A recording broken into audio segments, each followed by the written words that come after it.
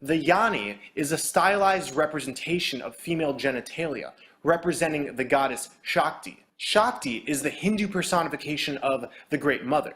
Shakti has assumed different roles throughout history, including Kali, Durga, and Sati. On the yoni, we see 3 rectangular levels surrounding a middle square, representative of the cosmic womb.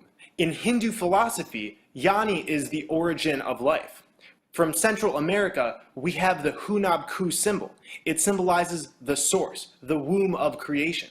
The Hunab Ku represented the gateway to new forms of consciousness. The Hunab Ku symbol is oftentimes called the galactic butterfly. The Mayan god Itzpapalotl is a representation of our black sun, and is also represented by a butterfly. This is because the black sun transforms our intent into reality, just like how butterflies are transformed from caterpillars.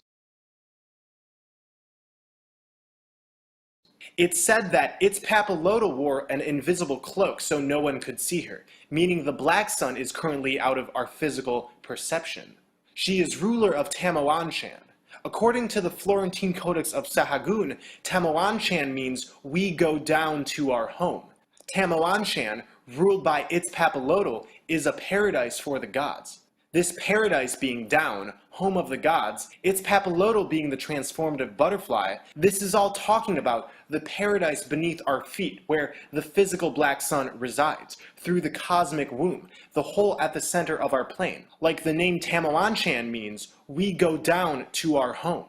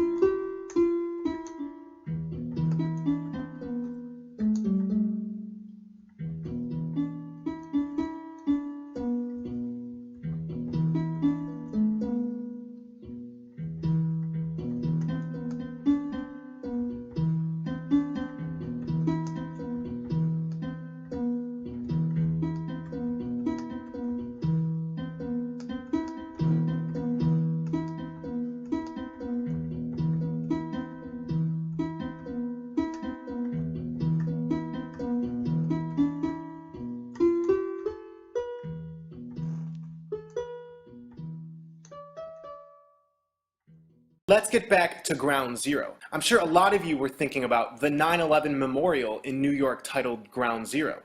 At the memorial, we have 2 black cube fountains. The water in both are falling into a center abyss. NASA shows us a hexagon on Saturn.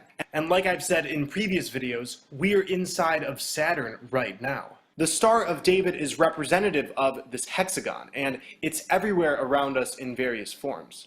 The cube turned on an angle is seen within the hexagon. We are inside of the hexagon, inside of the cube right now. The Saturn hexagon, which is also a cube, is the instrumental location of this reality's projection. And because we live inside of the projection, you could say we're inside of the cube. Ground Zero not only is a black cube, but is very similar to the yoni, the womb of creation.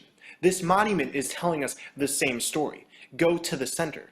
Ground Zero, as the Trinity bomb already established, is right below where the Tree of Life used to stand, in the center of our plane. Through this opening is where those of us with original bodies will leave the cube. This matrix is the hexagon, which is the cube. Ground Zero is like the inverse of the Kaaba at Mecca. So while the Kaaba represents staying in the cube, Ground Zero represents leaving the cube, through the womb of creation.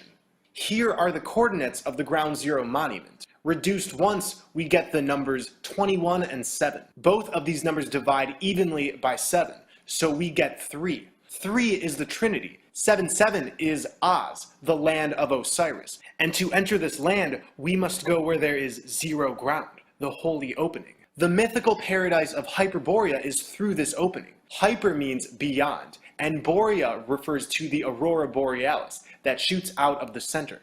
Hyperborea is beyond this green astral light. The Greek poet Pindar represented Hyperborea as a world of utter perfection. Never the muse is absent from their ways. Lyres clash and flutes cry, and everywhere maiden choruses whirling. Neither disease nor bitter old age is mixed in their sacred blood. Far from labor and battle they live. The green astral light can be seen as divine data. It's the vehicle for the black sun's powers. This is why there is such thing as the collective consciousness. This vril is surrounding us and showering down on us every moment, like the green data raining down in the Matrix. This astral energy is the data stream coming from the black sun, powered by our intent. In David Bowie's last album, the main single was titled Black Star. The music video shows a black sun emitting green energy. The main mantra of the lyrics is, "In the villa of Ormond stands a solitary candle, in the center of it all." Ormond in Swedish and Norse means serpent. The serpent is the reason that we as humans were said to have left the Garden of Eden. The serpent is synonymous with Satan, who is said to run this world. It's obviously an allegory, but the story is telling us that we used to live in a paradise through the center of our plane. And after being stuck on this side of the plane for many incarnations, we live in a matrix run by satanic principles. We're in the Villa of Ormond right now. This solitary candle is the astral light.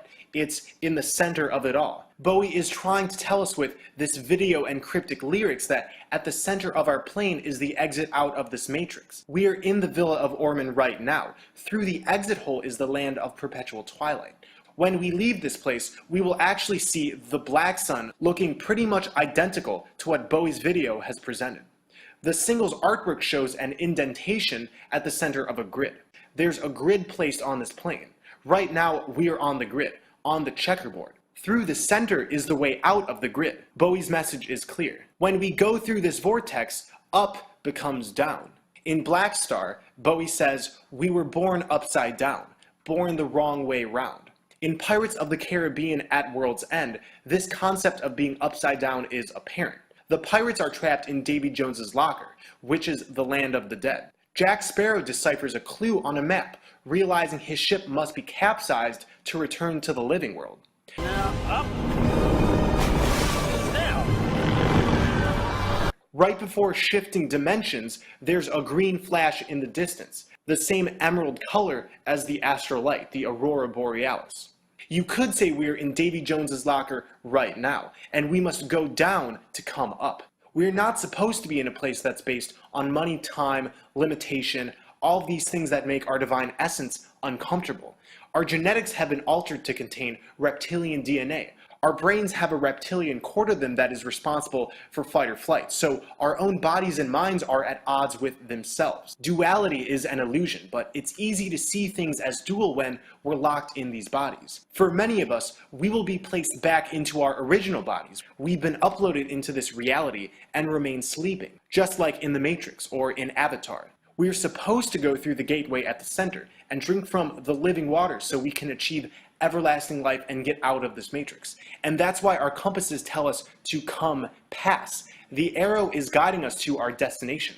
Heaven on earth is coming, and this is how we're also gathering for the journey to the center. A lot of people want specifics, but I'm telling you, now's the time to focus on raising your frequencies, living from your heart, sun gazing, earthing.